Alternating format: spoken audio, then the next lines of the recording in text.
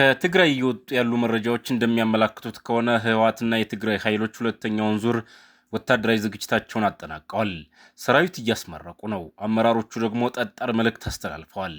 ከአብይ አህመድ አገዛዝ ጋር ድርድር የለም፣ የትግራይን ህልውና ለማረጋገጥ ያለው ብቸኛው አማራጭ አገዛዙን በብረት እጅ ማስወገድ ብቻ ነው እያሉ ነው። ኢትዮጵያ እንደገና ሌላ ደም አፋሳሽ የጦርነት ማዕበል ውስጥ ልትገባ ነውን? የአርሚ 22 ሰራዊት ምረቃና የከፍተኛ አመራሮቹ ጠንካራ መግለጫ ምን ያመለክታል? በአርሚ 22 የሰራዊት አባላት ሁለተኛ ዙር የምረቃ ስነ ስርዓት ላይ የተገኙት የትግራይ ሰራዊት ከፍተኛ አመራር ገብረ ጻድቃን ያስተላለፉት መልእክት ተራ ወታደራዊ ንግግር አይደለም። ይልቁንም የጦርነት አዋጅ የሚመስል ጠንካራ አቋም ያለው ነው። የትግራይን ህዝብ ህልውና ለማረጋገጥ የአብይ አህመድ ጄኖሳይዳዊ አገዛዝ ማስወገድ ብቸኛ አማራጭ ነው ሲሉም ተናግረዋል። የትግራይ ህዝብና የትግራይ ሰራዊት ትዕግስት አልቋል ሲሉም ተደምጠዋል። ብቸኛው አማራጭ ታግሎ ማሸነፍ ነው ሲሉ በታጣቂዎች ፊት ተናግረዋል። ይህ የሚያሳየው በፖለቲካዊ ድርድርና በዲፕሎማሲያዊ መንገድ ላይ የነበረው ተስፋ ሙሉ በሙሉ መሟጠጡን ነው። የብልጽግና አገዛዝ ሙሉ ወታደራዊ ኃይሉን በትግራይ ድንበሮች አካባቢ በማሰባሰብ በቅርብ ርቀት ውስጥ በመገኘት ሁለንተናዊ ዝግጅቶቹን አጠናቆ በትግራይ ህዝብ ላይ ወረራ ለመፈጸም እየሰራ ነው ሲሉም ክስ የሚመስል ንግግር አሰምተዋል። ይህ ማለት ሁለቱም ወገኖች በድንበር አካባቢ የጦር አሰላለፋቸውን አጠናቀው የተኩስ ትዕዛዝ ብቻ እየጠበቁ ነው ማለት ነው። ወደ ወታደራዊ ስልጠናውና ዝግጅቱ ስንመጣ ደግሞ ሁኔታዎች የበለጠ እየሞቁ መሆናቸውን እንረዳለን። በምረቃ ስነ ስርዓቱ ላይ የተገኙት የአርሚ 22 ታዛዥ ታጋይ ገብረ ሰላማ እንደገለጹት ከሆነ ለከፍተኛ የኃይል አመራሮች ሲሰጥ የቆየው ሁለተኛው ዙር የፖለቲካና የወታደራዊ ስልጠና ተጠናቆ ሰራዊቱ ለተልዕኮ ዝግጁ ሆኗል ብለዋል። ይህ ቀላል ስልጠና አይደለም። የከፍተኛ አመራሮች ስልጠና ማለት ሰራዊቱን ወደፊት የሚመሩ የጦር ስልት የሚያወጡና ግንባር የሚመሩ አዛዦች ዝግጅት ነው። ተመራቂዎቹ የሰራዊት አባላትም በትግራይ ህዝብ ህልውና ላይ ድርድር የለም፣ የሰማዕታትን አደራ ወደ ግቡ ለማድረስና ህዝባችንን ከተደቀነበት አደጋ ለመታደግ በተግባር እንንቀሳቀሳለን ሲሉ ተደምጠዋል።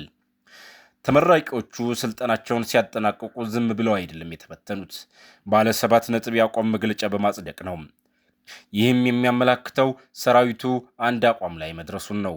በሌላ በኩል የመለስ አካዳሚ አመራር ዳይሬክተር ፕሮፌሰር ክንፈ አብርሃ እንደተናገሩት የትግራይ ህዝብ አሁንም በከፍተኛ ፈተና ውስጥ እንደሚገኝ ጠቅሰው የትግራይ ሰራዊት የቀደሙትን ተግዳሮቶች አልፎ ወደ ፕሪቶሪያ ስምምነት እንደደረሰው ሁሉ አሁንም የተሰጠውን ታሪካዊ ተልዕኮ የመወጣት አቅምና እምነት እንዳለው ገልጸዋል። ይህንን መረጃ ስንተነትነው ወደ ምን መደምደሚያ ላይ እንደርሳለን? የፕሪቶሪያው ስምምነት አደጋ ላይ ወድቋል። ህወሓትና የትግራይ ሰራዊት አመራሮች የሚናገሩት ንግግር የሚያሳየው የፕሪቶሪያው የሰላም ስምምነት በተግባር እየፈረሰ መሆኑን ነው። የብልጽግና አገዛዝ ወረራ ሊፈጽም ድንበር ላይ ኃይል አከማችቷል የሚለው ስጋት የሰላም ሂደቱ መክሸፉንና ሁለቱም ወገኖች ወደ ወታደራዊ አማራጭ መመለሳቸውን ያመለክታል። ሳይኮሎጂካልና የፕሮፓጋንዳ ጦርነት በጠላት ፕሮፓጋንዳ እንሸነፍም የሚለው የገብረ አዴት ንግግር እንደሚያሳየው ከእውነተኛው የጦር መሳሪያ ግጭት በፊት ከፍተኛ የሳይኮሎጂካልና የመረጃ ጦርነት እየተካሄደ ይገኛል። ሰራዊቱን ለሁለተኛ ዙር ማሰልጠንና ማስመረቅ ደግሞ ለተቃራኒ ወገን ግልጽ የወታደራዊ ዝግጁነት መልእክት ማስተላለፍ ነው። የህዝቡ ህልውናና የሰማዕታት አደራ በንግግሮች ውስጥ በተደጋጋሚ የሚነሳው የህዝብ ህልውናና የሰማዕታት አደራ የሚለው ጽንሰ ሐሳብ የትግራይ ሰራዊት አሁንም በከፍተኛ ህዝባዊና ደጋፊ ስሜት ላይ ተመስርቶ መዋጋት እንደሚፈልግ ያሳያል።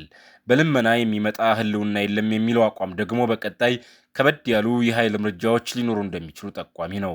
የሰሜኑ የኢትዮጵያ ክፍል እንደገና አደገኛ የጦርነት ደውል እየተደወለበት ይገኛል።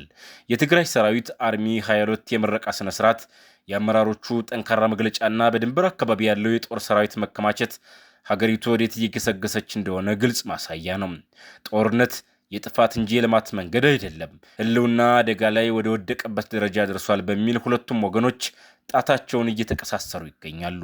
እንግዲህ ሁኔታዎች ወዴት ያመራሉ፣ የቀጠናው የፖለቲካው ውጥረት ወዴት ያደላል በሚሉ ጉዳዮች ላይ አዳዲስ መረጃዎች እንደደረሱን ወዲያውኑ ይዘንላችሁ እንቀርባለን። ይህንን ቪዲዮ ላይክ በማድረግ ለሌሎች እንዲደርስ ያድርጉ። ሐሳብ አስተያየታችሁን በኮሜንት አስፈሩልን። ለቻናላችን አዲስ ከሆናችሁ ደግሞ ሰብስክራይብ በማድረግ የደወል ምልክቷን በመጫን ቤተሰብ ይሁኑ።